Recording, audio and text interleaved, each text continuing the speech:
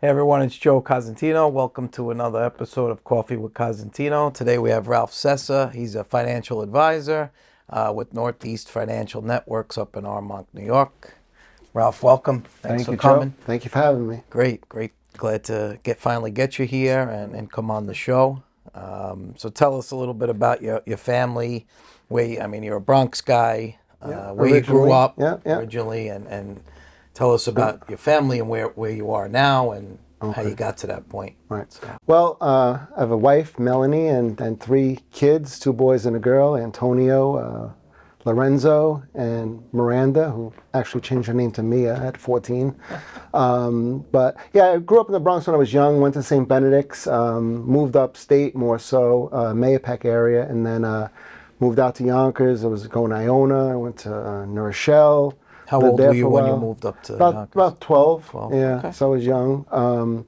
And then, but I always had my ties here also. Right. My family had my cousin, Frankie, who you grew up with, and other cousins and friends that I stayed in contact with. So, and then went to Iona College and, had a whole bunch of friends over there also. And, that's about it. Good times growing up, Good right? times. Yeah. Great times. Great So we memories. wouldn't change them from the world. Central Avenue, cruising down the boulevard and everywhere out to Brooklyn. My best friend Larry was from Brooklyn, so I used to always go out to Brooklyn all the time also. yeah, those were the good days, right? Before we had responsibilities. This is true. Yeah. So financial planner, you hear that all the time. I'm in real estate, you're in finance, but tell us about your occupation, how you serve the community. How do you help your clients? How do you help friends? I'm actually not only your friend, I'm one of your clients. You could tell them a little bit about, I'll also tell them about our story, but Sure. give us a little background on how you got to that point. You went to Iona College, and then what? Came right out of college and got right into this business. A friend of mine hooked me up with a guy, and he really liked the guy a lot, and he had carpeted his office, and he said, he's looking for help. He knew I was trying to get into finance and had an interview and connected with him right away. And, wound up becoming a partner in the firm after about 4 or 5 years. So I've been in the financial services business now for 32 years. Wow. So, I know a little something about finances. And I say, anybody can hang a shingle outside and call themselves a financial advisor and say, what do you do? And most of them are just selling products. And that's not what we're about, as you know. It's more about a process. And it's like golf. If I bought you the best golf clubs, you don't play golf any better. But if I sent you to a pro, you're going to play golf better because he's going to work on, hand-to-eye coordination with you and everything else that's associated with that. So we focus in on the process of money, which is more important than just the product. But yet, you turn on the TV, open up a magazine or a newspaper, and what are they pushing? Products or lessons, right? And most of the times, it's the product. Buy this club, it's going to make you play like Tiger Woods. No, it's not.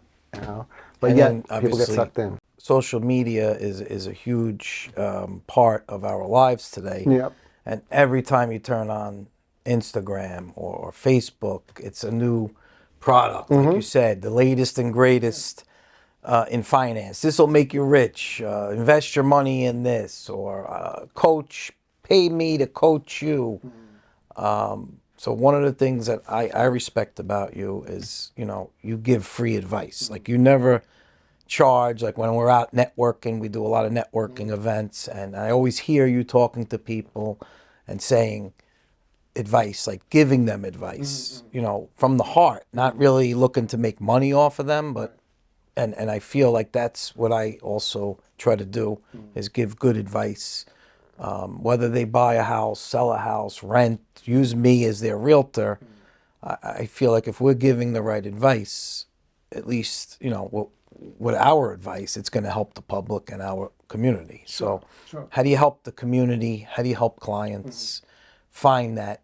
Obviously there's a lot of confidentiality that goes on, so we don't want to talk about like specific cases, but give us one, aside from my story, and I'll tell my story with you, but give me a story that sticks out in your mind that you've helped a client along the way.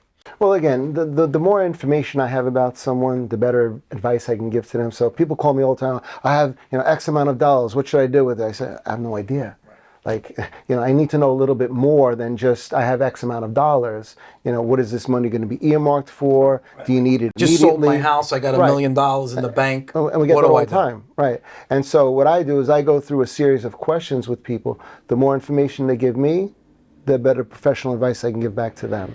So it's not a cookie cutter approach. Everyone's different, and I'll help anybody who wants help. Obviously, I have a certain type of clientele, but if we can't help them, we'll pass them on to someone else that can help them.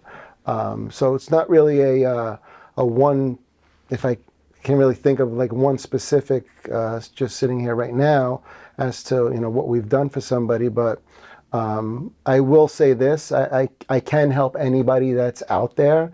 And again, a lot of people, they say, "Oh, I have an advisor." I said, "Well, what have they done for you?" And then they tell me, "Well, they did my taxes." Well, that's an accountant. The accountants refer business to us.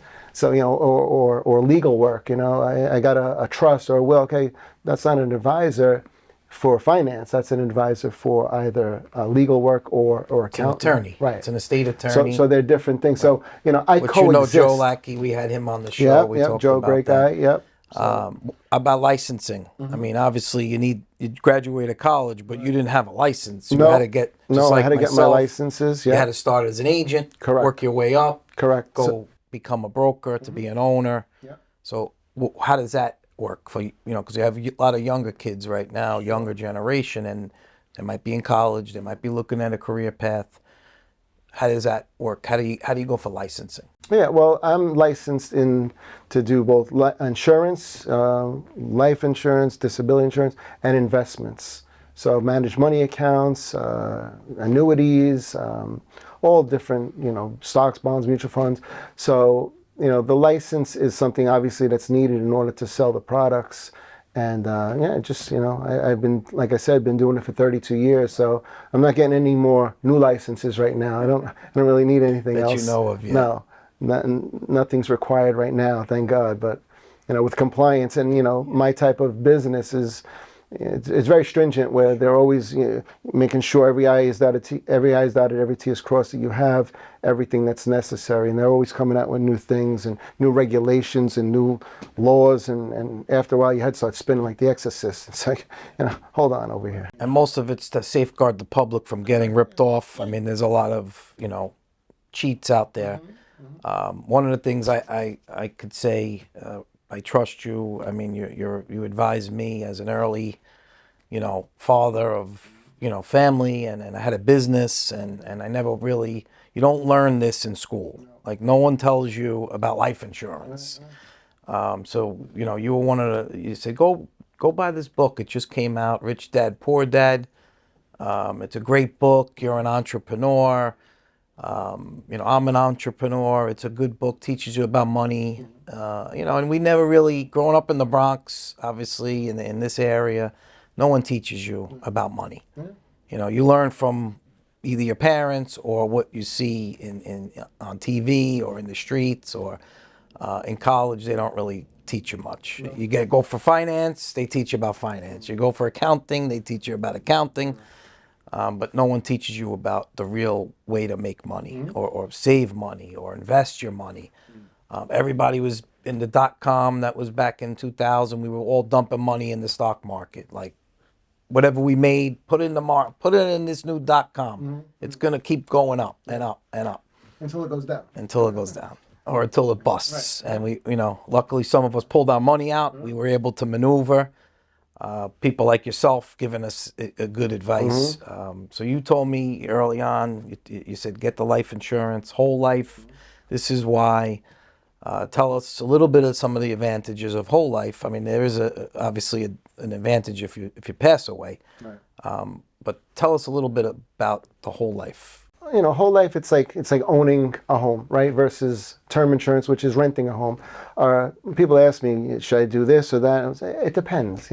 If you can't afford this, then you get that, right? So, obviously, a whole life contract would be more of an outlay. But truthfully, Joe, I think that term insurance is more of a cost, because if you're putting out all this money and, let's face it, unless you get lucky and die, it doesn't pay out, right? So you're putting out all these, I'm sorry, or unlucky, right? So you're putting out all this money, and then so you're losing the premiums that you're putting in.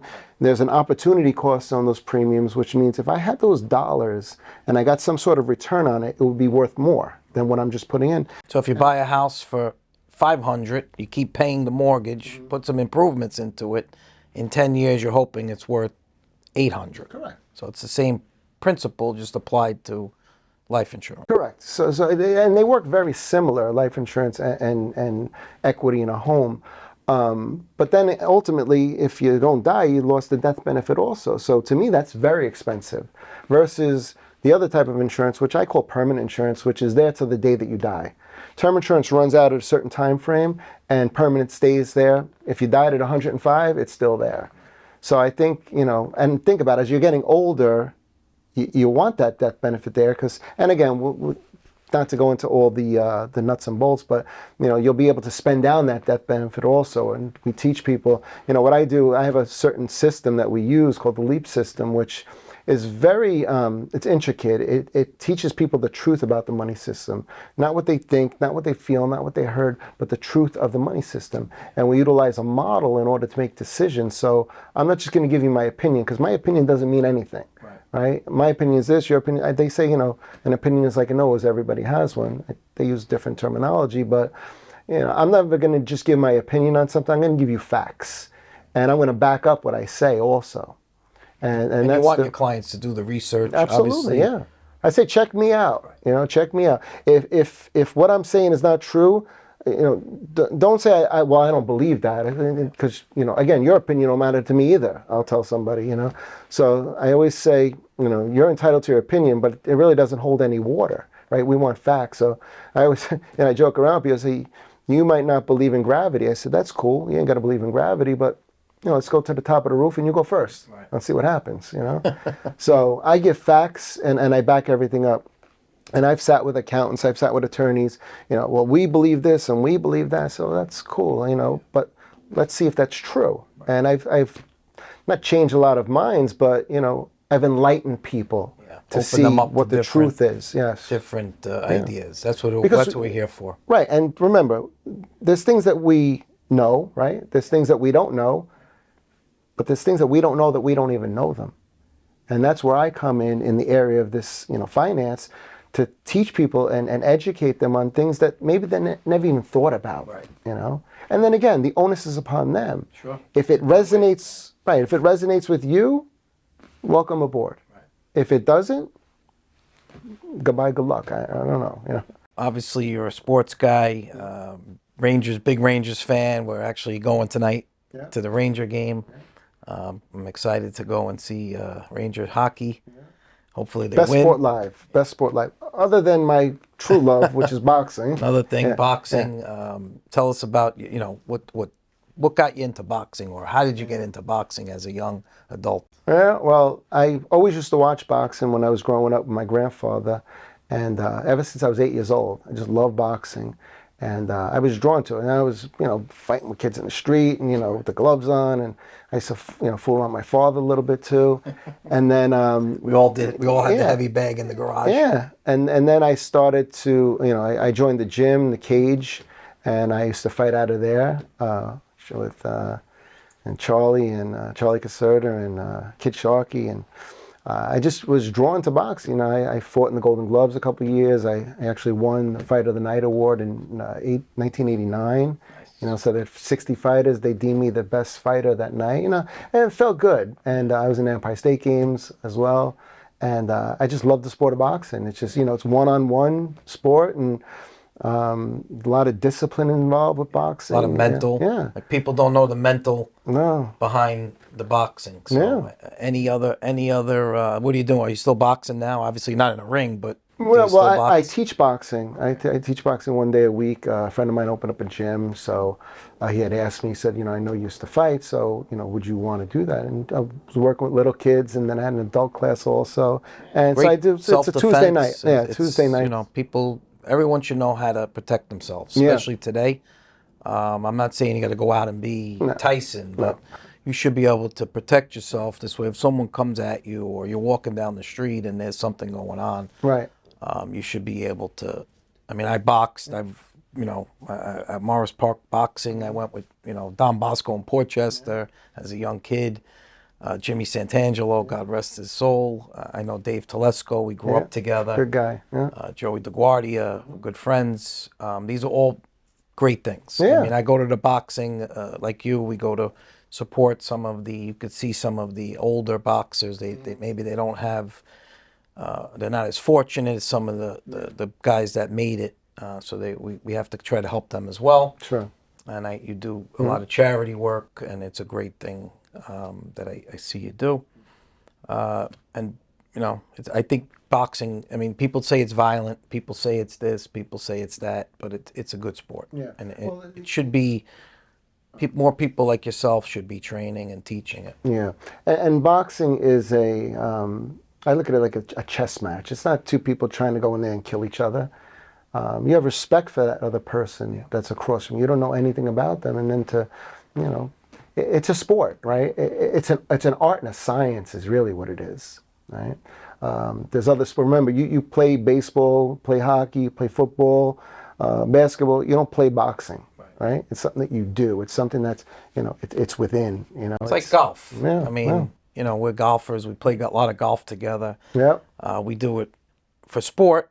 I mean, we have like little rivalries going. Who's a little better at this? Who's a little better than that? But like you said, it's got to come from within. But, I love it. I think it's great. We could get out. We could smoke cigars. We could laugh. It brings camaraderie also. And it's good for business. We do a lot of networking. Yeah, We sure. do a lot of charity events. We have a great network of guys and girls. So I feel like that's a big part of our business lives and our lives. 100%. So your dreams and your goals. Obviously, everyone has some goals, dreams. Where do you see yourself in your business in 5 years? Great question. Well, I love what I do, Joe. And I don't see, people ask me all the time, when are you going to retire? And I don't ever see retiring. And to me, this is not work now. 32 years in business, I have a nice clientele. I'm at the stage now where I'm choosing who I work with more so, and instead of everybody. I said I'll help everybody, but maybe I personally won't. But I don't ever see myself retiring, but I would like to be a snowbird. Spend some time here, spend some time in Florida, maybe somewhere else as well, and just help anybody that I can help, in these other states as well, And we do have clients in other states, but, maybe spend more time over there, in the Florida area, let's say, and, be able to help more people. Yeah, That's what we're here for. 100%. I mean, you're like myself. Obviously, can't help everyone. We could try. You help those who want to be helped. Correct. If someone comes and says, "Oh, I need help," explain to me on how to get a mortgage, or explain to me on how to buy a home. How do I save money? Right. I'm just starting my job. How do I build my credit? Like all these things I can do as a realtor, but I can't tell you how to invest in the stock market. Right. That's not, or I can't tell you what to do with a will, or I could point you, like you said, and point that people in the direction of the referrals and people that are in our network. But, obviously we can't help everyone. Yeah. The way I look at it is like, here's a client, right? And then we have other advisors around to help that client, and somebody has to oversee that. And so I've always been what's known as like a macro manager, and bringing that team together so that the person is not just by themselves, whatever they need. And like you and I, we know so many people, so many different advisors, and we bring the right people around the clients. And I believe that everybody needs that. Everybody needs advocates as well. Somebody who can, help them and guide them and keep them on those tracks, because it's very easy to veer off. Something goes wrong, what do I do? And I've seen that where people, they have knee-jerk reactions to things and say, hold on. So what I do is I manage human behavior as well, making sure that it's okay. This is not my first rodeo with this, and let me help you with this. You don't got to jump off the bridge because the market's down today. It's going to be okay. COVID, we've seen this before. Yeah. Yeah, we've been through some recessions. We've been 100%, we've been through great times. We've had some ups and downs. We've both lost money. We made money. You lost money. You switched different businesses, but you stay true to your profession. You stay true to yourself, your beliefs, your family. You have all great qualities. I've always admired that about you. So likewise. thank you for coming on the show. Thank you for I having me, Joe. appreciate it. All right. Thank you so much. Joe Cosentino, Coffee with Cosentino, Ralph Sessa. If you have any questions, you can reach out to us. Just hit comment, and we'll get you Ralph's contact information. He's in Armonk, New York. What's the name of the firm? Still Northeast Financial Network. Great. And they could reach you. Yep, 914-603-8326. All right. Thank you.